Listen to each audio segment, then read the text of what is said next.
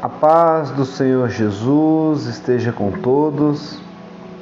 Bem, finalmente chegamos a mais um término de mais um livro, o livro de Salmos. Hoje é o nosso dia 180, 180º dia, e hoje nós vamos encerrar o livro de Salmos. Então nós vamos comentar do capítulo 141 ao 150, né? Então é um trecho longo, certamente não dá para a gente falar sobre tudo, né? É impossível em 10 minutos, mas eu gostaria de deixar a minha impressão a respeito desse trecho. A minha primeira impressão, e a gente vê isso de uma forma muito clara, é que esse contexto de 10 capítulos, ele vai começar falando da preocupação com os inimigos, né?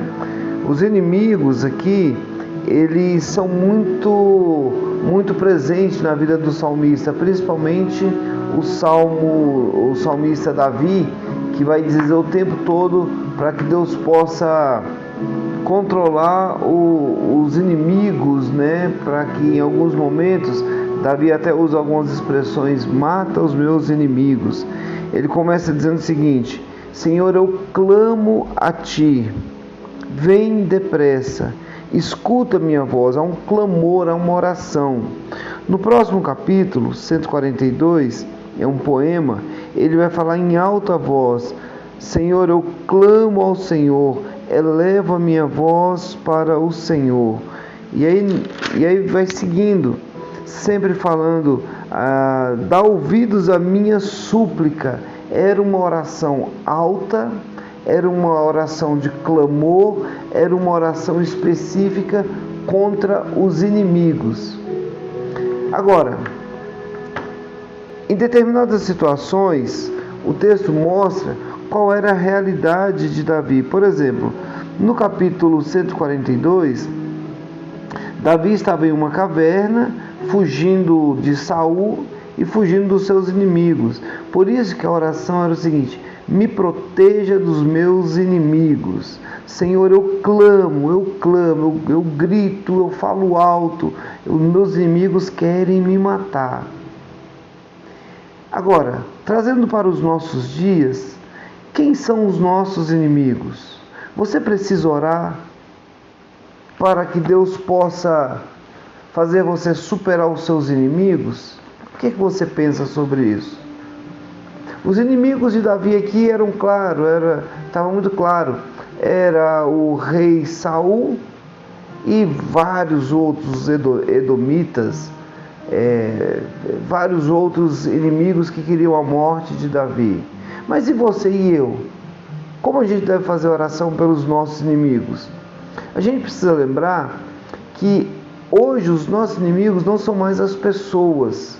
A nossa luta não é mais contra as pessoas, mas nós lutamos contra 3 inimigos clássico e claro. O primeiro é chamado de adversário, que é Satanás e os seus demônios, o diabo. O segundo inimigo é a nossa própria carne, é o nosso desejo carnal, é o nosso desejo de fazer as coisas erradas. E o terceiro inimigo é o mundo, é as coisas que estão ligadas ao mundo. Esses são os nossos inimigos. A respeito da carne, lá em Gálatas, no capítulo 5, no versículo 17, a Bíblia relata que há uma luta fenomenal entre a carne e o espírito, e a gente deve andar no espírito. Por isso que a gente deve clamar, como Davi clamou aqui, orar: Deus, eu não quero fazer o desejo da minha própria carne. Há uma luta entre a carne e o espírito. Os nossos inimigos também, além desses, é o próprio Satanás. Efésios, no capítulo 6, vai dizer que a nossa luta não é contra a carne e nem contra o sangue. A nossa luta não é contra as pessoas, mas ele cita o nome lá. A nossa luta é contra os principados, potestades, dominadores do ar, são seres espirituais. Aí essa luta, ela se vence de forma espiritual, pedindo para que Deus nos guarde e tendo a convicção que a palavra fala assim, que sujeitai-vos a Deus e resisti ao diabo e ele fugirá de vocês. Ele foge de nós, não porque nós somos bons, mas quando nós nos sujeitamos a Deus. E em terceiro e último, o inimigo que a gente deve clamar é exatamente o mundo. Lá no livro de 1 João, no capítulo 2, a partir do versículo 5, vai dizer que a gente não deve, de forma alguma, amar ao mundo e nem as coisas que estão no mundo. Não está falando do mundo, do planeta Terra, mas está falando dos princípios estabelecidos, do sistema estabelecido, do que há nele, esse sistema louco que há no mundo. Você tem que conquistar, você tem que ser bom. Tudo isso se torna os nossos inimigos. Então, a gente deve orar sim em relação aos inimigos. Seguindo um pouquinho adiante, eu também percebi que há um convite especial do salmista para que haja adoração. Ele vai dizer o tempo todo, a partir do versículo 144, vai dizer: bendito seja o Senhor, a minha rocha, que treina as minhas mãos para a guerra, né? Falando um pouco ainda de guerra.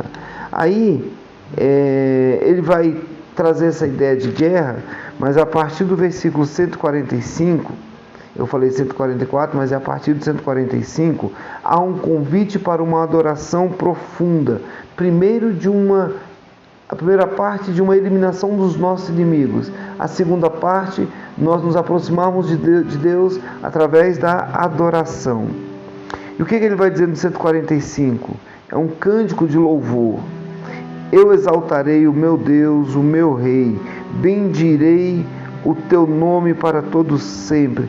Todos os dias te bendirei. Então, ele vai dizer que o Senhor é bom para com todos e a sua compaixão alcança todas as suas criaturas. Rendam-se ao Senhor todas as suas criaturas. No 146, ele vai começar com essa adoração. Ele vai dizer: aleluia, louve, ó minha alma, o Senhor. Ele fala: cantarei louvores ao meu Deus enquanto eu viver. Isso é um convite para uma vida de adoração. E mais, ele vai dizer que essa adoração não pode ser pesada. Olha o que ele fala no 147. Como é bom cantar louvores ao nosso Deus. Como é agradável e próprio louvá-lo. Então é um prazer, é uma alegria louvar ao Senhor. Por quê? Porque vai dizer que Deus, ele sabe de todas as coisas. Ele determina, no versículo 4 aqui diz isso, ele determina o número de estrelas, chama cada estrela pelo seu nome, por isso devemos adorá-lo. Grande é o Senhor, soberano e tremendo é o seu poder. É impossível medir o entendimento de Deus. Por isso, esse convite à adoração, ele vai se estender do capítulo 148, 149 e o 150.